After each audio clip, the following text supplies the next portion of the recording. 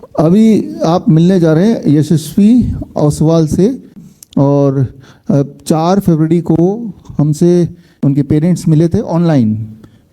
Physically तो मैं अभी मिलूँगा, अभी जस्ट मैं जब ऊपर आ रहा था तब मैंने बच्चे को देखा वो, लेकिन तब बच्चे का चलना, या इसे कहते हैं डिसकाइनेटिक बिहेवियर। डिसकाइनेटिक बिहेवियर मतलब बॉडी साथ नहीं दे रही है। बच्चे का दिमाग बोल रहा है चलो, बॉडी बोल रहा चलना ही नहीं है, ठीक है ना, बॉडी साथ नहीं दे रही है। तब बोलने में दिक्कत, समझने में दिक्कत, खड़े होने में बैठने में दिक्कत, आई कांटेक्ट नहीं करना, जो कि एक बच्चा जैसे ही पैदा होता है आई कांटेक्ट करता है, वो बच्चा भी करता था शुरू में, राइट। वेलकम, जिसके बारे में बात कर रहे थे वो बच्चा आपके सामने आ चुके, अपने पैरों पे चल के यहाँ तक पहुँचे हैं। कहाँ से आए? कोटद्वार उत्तराखंड से। आप सबसे मिलने के लिए, आपकी आंखों को खोलने के लिए ये बच्चा यहाँ पे है। और लेकिन पहले की कंडीशन ये थी, अब बच्चा आपके सामने चल पा रहा है, राइट, जो कि पहले 4 फरवरी से पहले चलना मुश्किल था, राइट, चलना पॉसिबल ही नहीं था एक तरह से। और लेकिन ये हुआ कैसे, ये बच्चे को ठीक कैसे हुए? मिले तो हमसे आज, ठीक करने के लिए 4 फरवरी को डॉक्टर नमिता के सुपरविजन में ऑनलाइन बच्चे के पेरेंट्स यहाँ पे हैं, और बच्चे के पेरेंट्स ने ये प्रोटोकॉल बच्चे को दिया। नीम थेरेपी दिया, रात का खाना 8 बजे से पहले फिनिश किया, प्रोबायोटिक ड्रिंक भी दिया, कोकोनट इंटेक रोज दिया, सनलाइट खूब दिया, डीआईपी डाइट पे बच्चे को रखा, 0 वोल्ट थेरेपी, घास में मिट्टी में बच्चे को काफ़ी समय तक रखा, और ये लगभग 100% किया।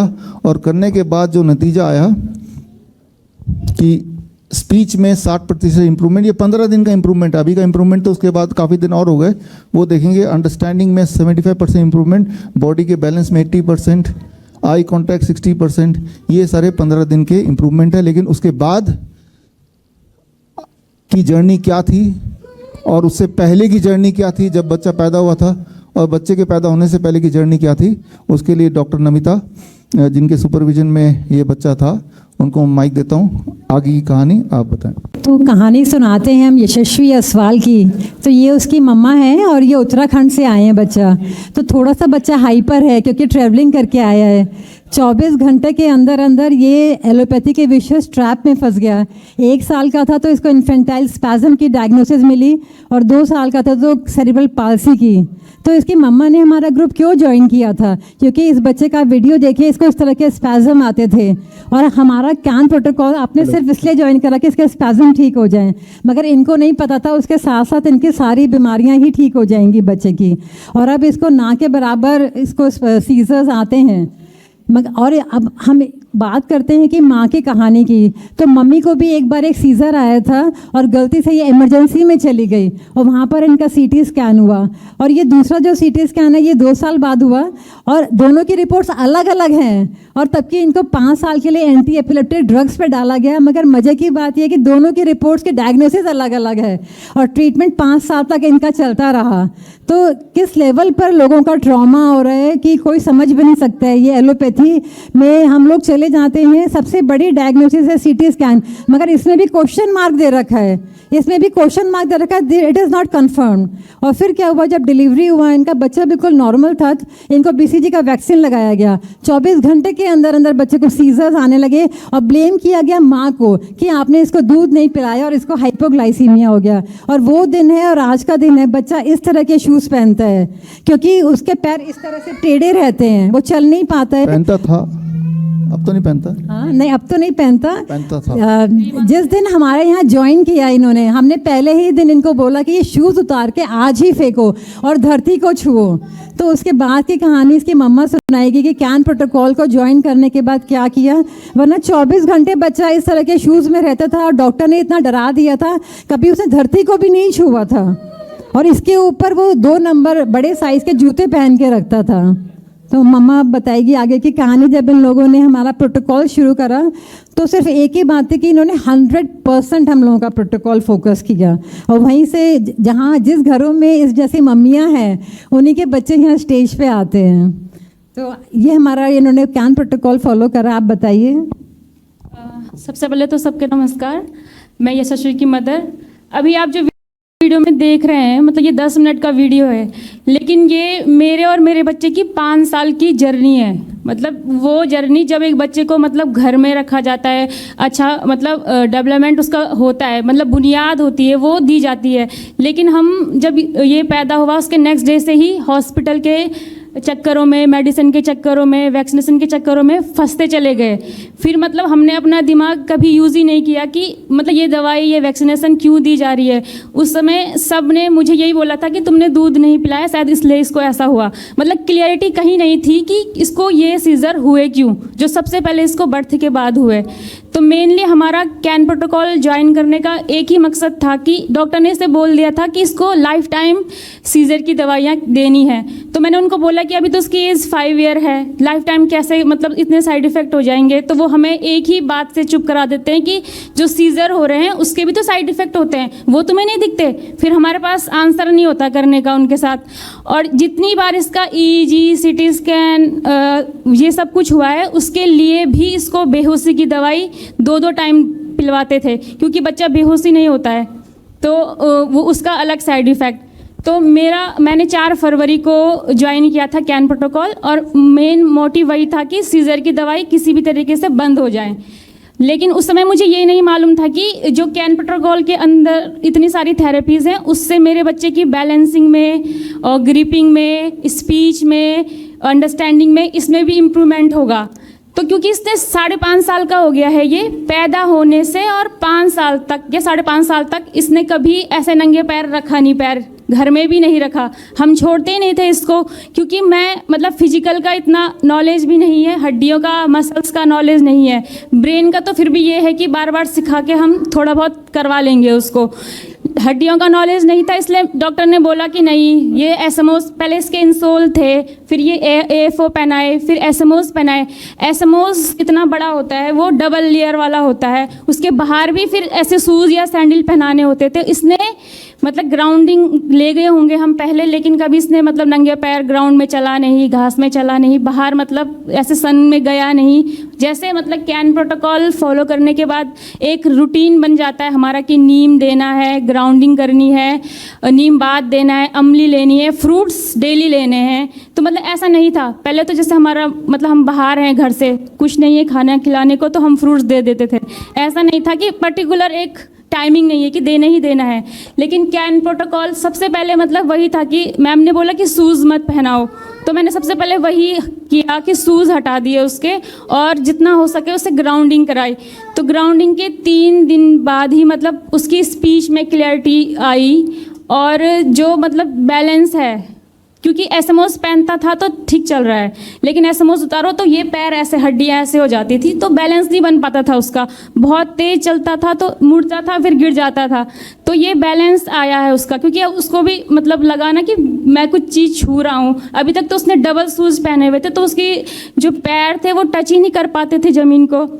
तो दूसरा सबसे पहले जब भी अब ये कैन प्रोटोकॉल के अंडर में सबसे पहले नीम थेरेपी है, तो ये उठता है और सीधा मतलब ग्राउंडिंग के लिए जाता है। उसके बाद नीम लेता है, फिर DIP डाइट फ्रूट्स लेता है, फिर मतलब उसके बाद अमली वगैरह लेता है। मतलब जितना भी उसके अंदर जितने भी थेरेपीज़ है, मैंने वो 100% फॉलो की है, और कोशिश ये की है कि जो ऑर्गेनिक हो। मतलब इसके लिए मैं अपने घर चली गई स्पेशली, जहाँ मुझे ये चीज़ें मिल सके। तो जो जिसके घर में जो चीज़ उगी वही चीज़ लेके आए हम इसके लिए, चाहे वो टमाटो हो गए, पुदीना, धनिया, सब घर का हमने इसको खिलाया। जो कैन प्रोटोकॉल है वो मतलब हमने पूरा 100% फॉलो किया। हम कहीं भी रहे हों, लेकिन डिनर इसका 7:30 से पहले हो ही जाता है, हम जितने जब भी करें, लेकिन बच्चे का हमने अच्छे से फॉलो किया है। तो शायद इसीलिए हमें जल्दी इम्प्रूवमेंट देखने को मिला है। अब मतलब पहले जैसे ये सीढ़ी चढ़ने के लिए भी मुझे इसके साथ साथ चलना होता था, अब ये है कि हम छोड़ देते हैं तो वो चल लेता है, कॉन्फिडेंस भी आया उसके अंदर, चढ़ना उतरना ये सब कुछ। और जैसे अभी देख रहे हैं आप, ये पेंसिल, केवल पेंसिल होल्डिंग थी इसके अंदर, ये खुद से लिख नहीं पाता था इस तरीके से। तो अब ये है कि मैं इसको दे देती हूँ तो ये लिख लेता है। पहले मुझे बहुत 1 हफ्ते तक जैसे कुछ चीज़ सिखानी हो तो 1 हफ्ते ऐसे दिन रात लगे रहना था कि करो करो करो। अब ये है कि 1-2 बार हम सिखाते हैं तो वो कर लेता है, मेमोरी भी अच्छी हुई है। कुछ भी चीज़ सुनाते हैं तो नेक्स्ट डे उसको मतलब वो याद हो जाती हैं, वो लिख करने लगता है, हमसे पहले पहले बोलने लगता है वो चीज़ें। तो मतलब वही है कि मुझे मतलब, और सीज़र जो मेन जिसके कारण हम जुड़े थे, सीज़र, वो भी मतलब पहले 8-10 बार होते थे इसको सोते समय, लेकिन अब उसमें कमी आई है। कभी तो बिल्कुल नहीं होते, और जब होते भी हैं तो उसमें भी हमारा ही कुछ मतलब कुछ हम नया ऐड कर देते हैं, या फिर कुछ वो ले लेता है बाहर का, तो शायद इसलिए होते होंगे उसको। तो मतलब जो मेन मैम ने बताया था कि सीज़र क्यों होते हैं, फैट की कमी से। तो जैसे नारियल है, नारियल तो हमने मुझे 37 साल हो गए आज, खुद हमारी डाइट में शामिल नहीं है कहीं नारियल। तो वो मतलब अब पता चल रहा है, हम लोगों को देखते तो थे लेकिन ऐसे नहीं, कभी खा लिया एज अ प्रसाद खा लिया नारियल। लेकिन अब इस बच्चे का ये है कि 1 नारियल डेली देते हैं और 1 स्पून नारियल तेल देते हैं इसको। तो मतलब बहुत इम्प्रूवमेंट है, क्योंकि थेरेपीज भी गया है वो, स्पीच थेरेपी स्पेशली, जिसमें हमें इतना इम्प्रूवमेंट नहीं मिला। वहाँ से केवल उसमें वही रटना ये आया, मतलब उसने कभी अपना ब्रेन यूज़ ही नहीं किया। और दूसरा जो मेन है नीम थेरेपी, वो तो सच में मैजिक है नीम थेरेपी। क्योंकि जब हमने इसको नीम दिया तो इसकी इम्यूनिटी बूस्ट हुई है।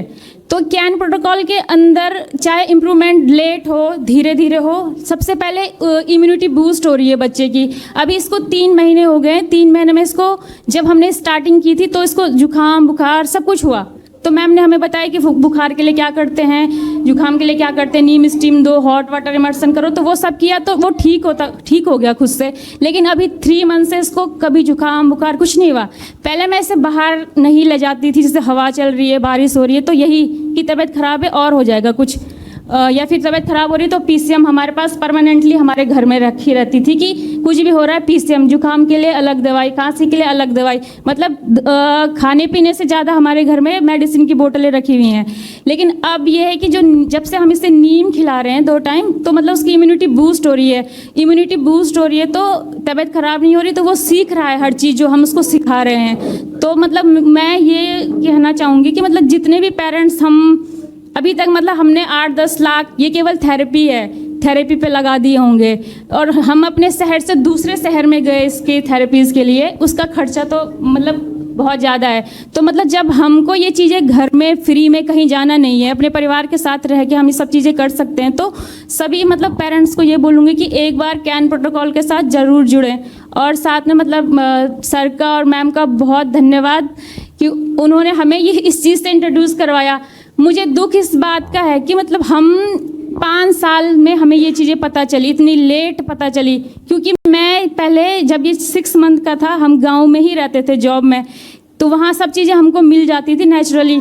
लेकिन इसको सीजर हुए, फिर हम यहाँ हॉस्पिटल के चक्कर में पड़ गए। तो अब ये होता है कि ये चीज़ें अगर हमें 5 साल पहले या 3 साल पहले पता चल जाती तो अभी तक जितना इसका डिले हुआ है हर चीज़, वो मतलब अभी तक काफ़ी इम्प्रूव हो जाता।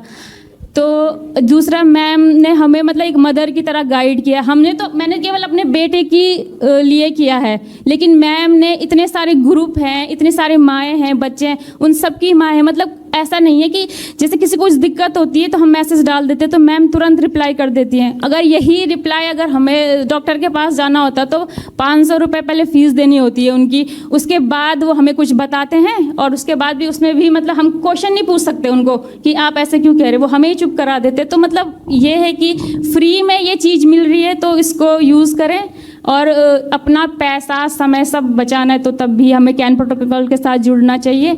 और दूसरी बात, जहाँ थेरेपीज़ है तो थेरेपीज़ से अगर इम्प्रूवमेंट होता बच्चों में तो थेरेपी सेंटर कम होते, रिड्यूस होते।